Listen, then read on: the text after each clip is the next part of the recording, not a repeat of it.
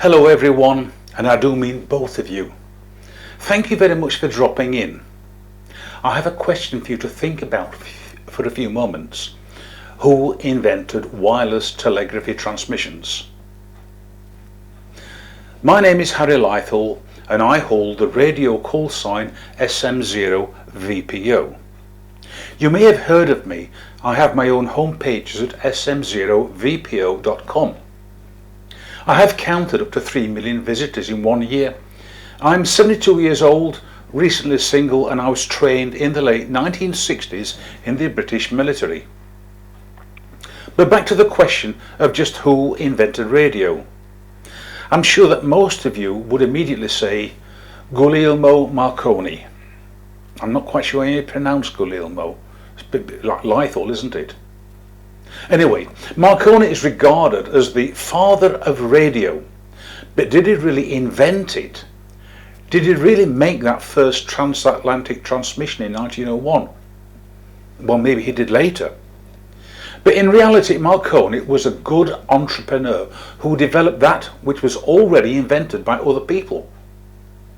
Other inventors before Marconi were Alexander Popov, Oliver Heaviside, and Mahlon Loomis, to mention but 3.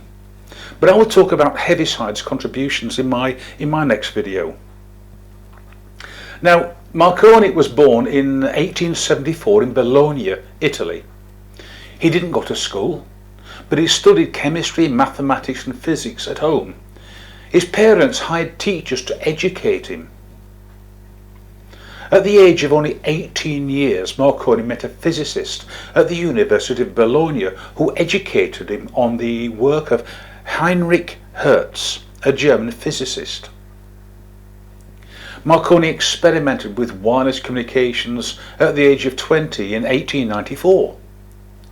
But his first receiving tool was called a coherer. Marconi's version of the coherer wrote out received Morse code dots and dashes on a strip of paper. But the coherer was not very sensitive and it gave false indications. So, Marconi, being a clever guy, he developed a magnetic detector. This used a magnet, a horseshoe magnet, and a clockwork motor to magnetize a loop of wire that was continuously moving between the two spools. The iron wire passed through a glass tube supporting 2 coils. One coil was connected to an aerial and earth, and the other coil had many turns and was connected to a high impedance headphone. It worked through magnetic hysteresis. But this made it possible to hear when weaker RF signals were present, as long as the operator had the earphone clamped to his ear hole continuously, and he kept the clockwork motor of the detector, or Maggie, continuously wound up. It would last up to about 3 hours on one winding. Marconi's first transmitter used a monopole antenna in the form of a small thin metal sheet, but there were no big kites in the beginning. Like the inventor before Marconi, a spark gap transmitter was used to generate a continuous audio signal, but the pulses excited the antenna to oscillate in bursts of about 850 kilocycles per second. And this was used to send telegraphy by on-off keying. The following year, Marconi discovered that he could get a greater range by increasing the antenna height and using an earth or ground connection, although this was first done in 1868. Instead of having an interesting laboratory experiment, Marconi now achieved a couple of miles or 3 kilometers using the long wire antenna. Marconi travelled to England in 1896, where he applied for and was granted a UK patent. For 2 years, Marconi experimented and achieved over 6 miles or 10 kilometres across Salisbury Plain. He also sent the first transmission over the sea from the Somerset coast across the Bristol Channel. In 1901, Marconi attempted a transmission over water from County Wexford in Ireland to the Cornish coast. That was a distance of about 200 miles. Shortly after this, Marconi proudly announced to the world that the transmission was also heard in Newfoundland, a distance of 2,250 miles or 3,600 kilometres.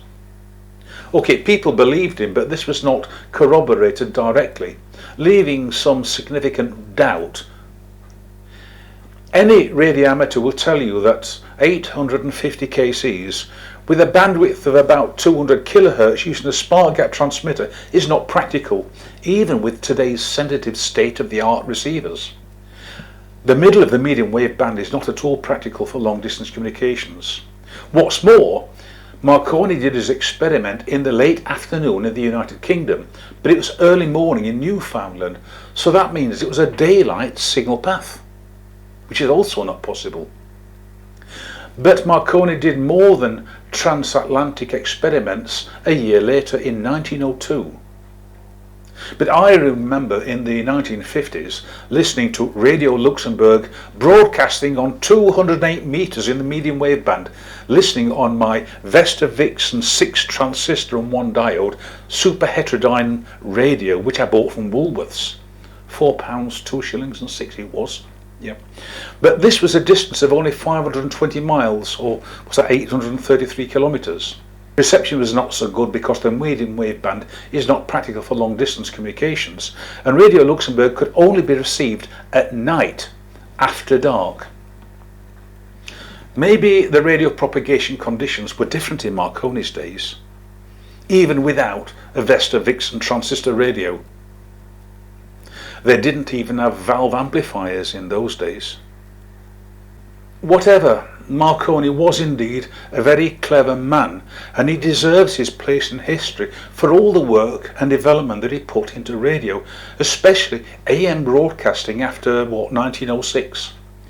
Marconi made it possible to communicate with ships in distress, well, notably the RMS Titanic, and then there was the RMS Lusitania. They were in 1912 and 1915. More than 1,500 lives were saved because of wireless telegraphy communications and the work done by Marconi to promote it. But if Marconi did not invent wireless telegraphy communications, then who did? Who came before him? Well, the next person who came before him was called Alexander Stepanovich Popov. Popov is a Russian physicist and teacher, and he was born in 1859. He did understand frequency, unlike the inventor who came before him. A spark gap transmitter was used to generate a signal that created oscillations. In 1893, Popov learned about the new technology regarding Hertzian or radio waves.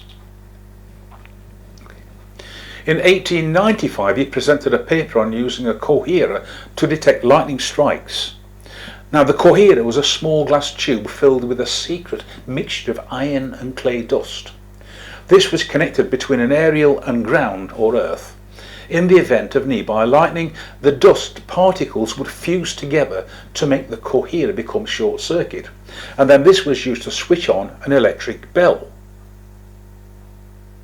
This was the basis of the coherer that Marconi used 5 years later.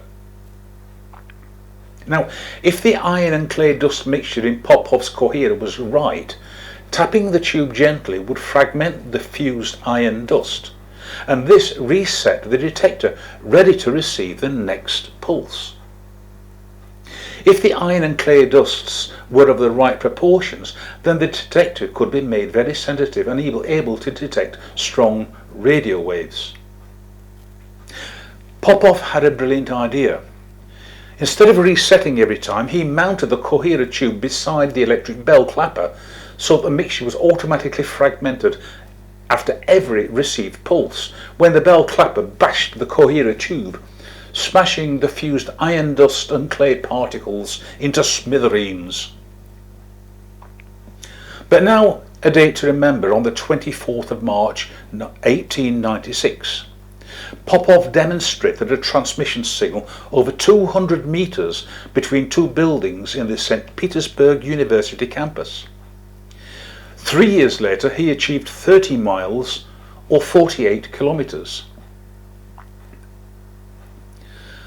To this day, Russians often celebrate Den Radio, Radio Day, and that's on March the 24th.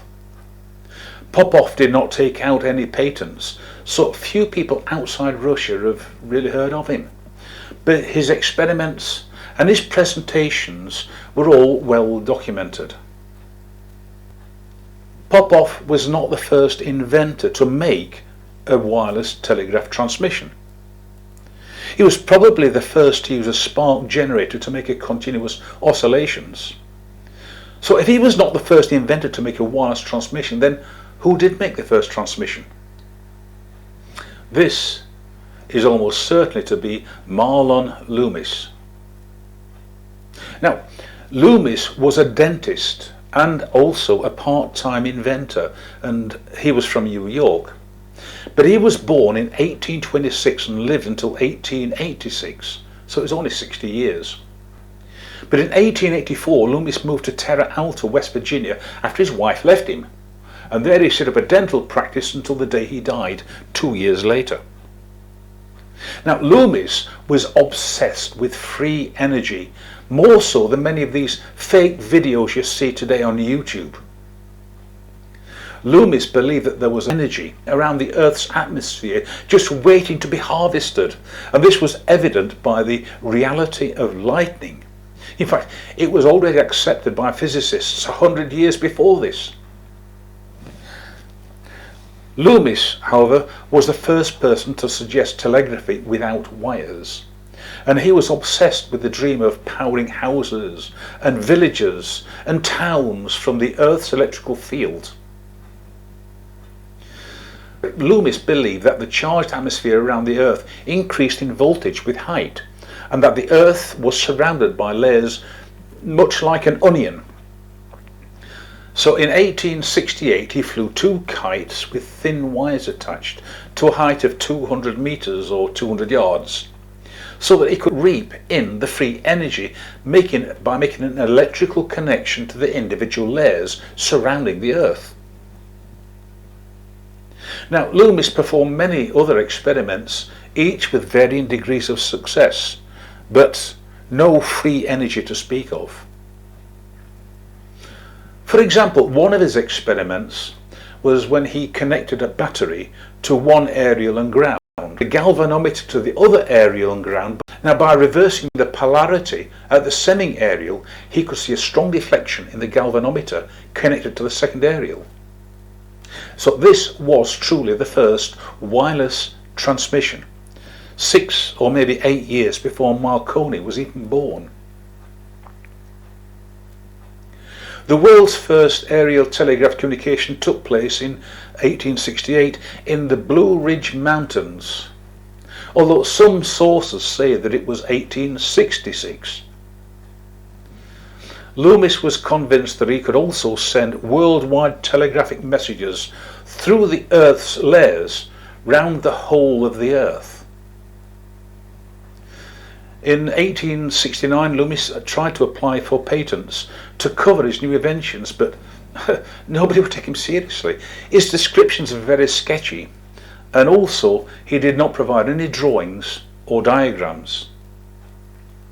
It wasn't until he befriended Senator Sumner of Massachusetts that he was able to contact the American Congress with a view to getting a grant, and also reapply for a patent for the 3rd time. Around 1877 to 1879, Loomis had established communications up to 11 miles or 18 kilometers between 2 mountain peaks. Soon after, he demonstrated the world's first ship-to-shore communication. He was successful. He received a presidential grant of $50,000 American and formed the Loomis Aerial Telegraph Company. Loomis also wondered if there were the same conductive onion layers under the oceans, and he held successful communications between 2 military vessels, but this was simply water conduction. Now, at this point, I'm just going to digress a little bit. If you're interested, you can hammer two metal rods into the ground and connect them to the output of an audio amplifier. Now walk away 1 mile and connect two more metal rods hammered into the ground to the input of another audio amplifier. So if you do this, you will recover the sound signals you put into the first amplifier. In an urban environment or in a town, you will hear a lot of mains hum. But if you do it in the countryside, you can get several miles of communications. This is how Loomis achieved his water-based communication between two ships. Unfortunately, there were very few witnesses to Loomis's claims going back to, 1860. And after the formation of the company, Loomis did a very little new work to develop his wireless communications through the Earth's onion layers. In 1884, after his wife left him, Loomis set up a dental practice in Terra Alta, another tongue twister, until the day that he died as a recluse, refusing to come down the mountain unless he was contacted using his wireless invention. According to Michael Caine's book, Not Many People Know That, he died He died quietly. His only last request was to receive flowers on his grave, but he never got them. So, let us have a brief recap. Mahlon Loomis was probably the first person to make a wireless transmission of up to 18 kilometers around 1870, the first being in 1868. He didn't understand anything about Hertzian waves, and so his patent was flawed and therefore became invalid. So it was up for grabs by anybody else. Alexander Popov was probably the first to use a spark gap to make repetitive oscillations, and he demonstrated this to the press and scholars in 1896, but he did not take out a patent. Marconi, he was the one who pioneered wireless communications that had already been invented, and he increased shipping safety.